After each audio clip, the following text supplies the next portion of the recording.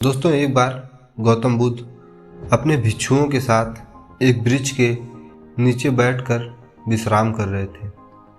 उस वृक्ष की छांव में बुद्ध अपने भिक्षुओं की जिज्ञासा दूर कर रहे थे। बुद्ध के सभी भिक्षु एक एक करके उनसे प्रश्न पूछ रहे थे और गौतम बुद्ध उनके प्रश्नों का उत्तर दे रहे थे। बुद्ध के उन भिक्षुओं में कुछ भिक्षु ऐसे भी थे जो कुछ समय पहले ही संघ से जुड़े थे, जिसके कारण अभी उनके भीतर वह समझ पैदा नहीं हुई थी जो गौतम बुद्ध के प्रवचनों को समझ सके। गर्मियों का समय था, सूरज अपने चरम पर था और चारों तरफ धूप ही धूप थी, लेकिन उस वृक्ष के कारण बुद्ध और उनके सभी भिक्षु आराम से छांव में बैठे हुए थे।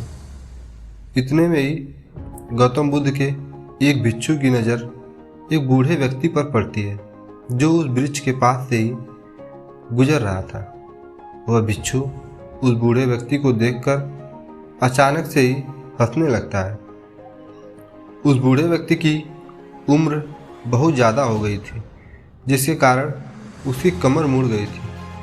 उस बूढ़े व्यक्ति के हाथ में डंडा था, जिसका सहारा लेकर वो बूढ़ा व्यक्ति अपनी मंजिल तक पहुंचने का प्रयास कर रहा था।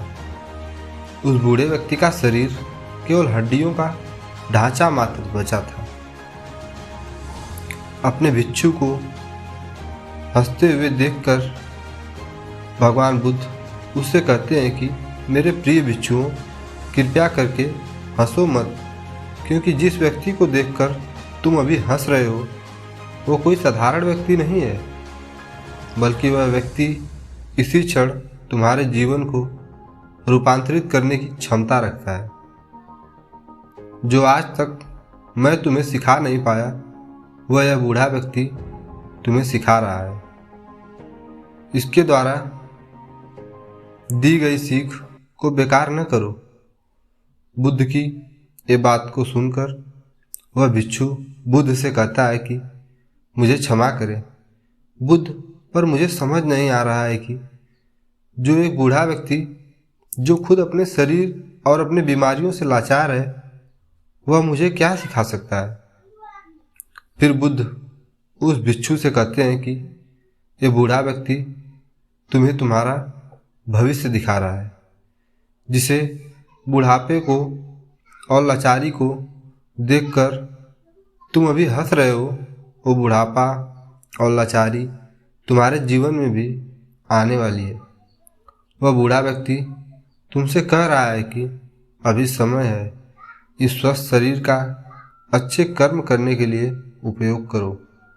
अगर तुम्हारा ये स्वस्थ शरीर तुम्हारे हाथ से निकल गया तो फिर से वापस नहीं आएगा, और अभी तुम्हारा ये शरीर सही से काम कर रहा है, जैसे कि तुम्हारे हाथ, पैर, आँख, कान और ये सभी चीज़ें सही से काम कर रही हैं। क्या यह छोटी बात है? और क्या तुम इसे मामूली सी बात समझ रहे हो? यह घटना कोई साधारण घटना नहीं थी जो अभी तुम्हारे साथ घटी है, और ये घटना तुम्हारे जीवन को बदलने की क्षमता रखती है।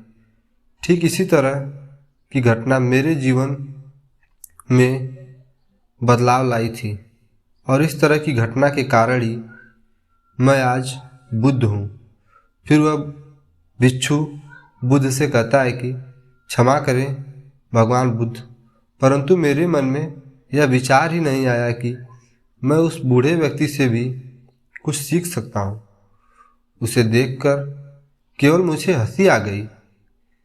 ऐसा इसलिए हुआ क्योंकि तुम्हें अपने भीतर कहीं न कहीं लगता है कि जिस स्थिति में आज वो बूढ़ा व्यक्ति है, उस स्थिति में तुम कभी नहीं आओगे।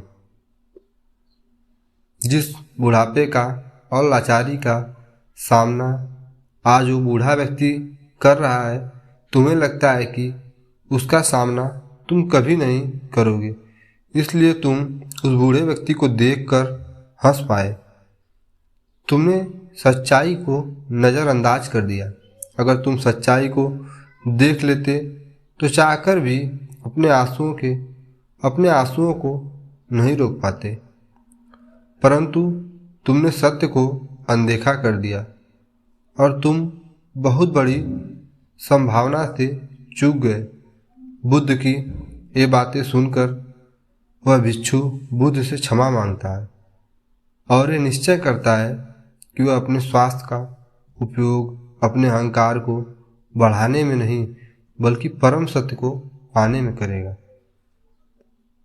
दोस्तों, जो लोग इस कहानी को सुन रहे हैं, हो सकता है कि आप बड़ी बड़ी समस्याओं में हो या हो सकता है कि आप परेशानियों में हो, लेकिन फिर भी एक बात हमेशा ध्यान में रखना कि जब तक आपका स्वास्थ्य ठीक है तब तक आप किसी भी बड़ी से बड़ी समस्या से बाहर आ सकते हैं। वीडियो अच्छा लगा हो तो कृपया चैनल को सब्सक्राइब जरूर करें।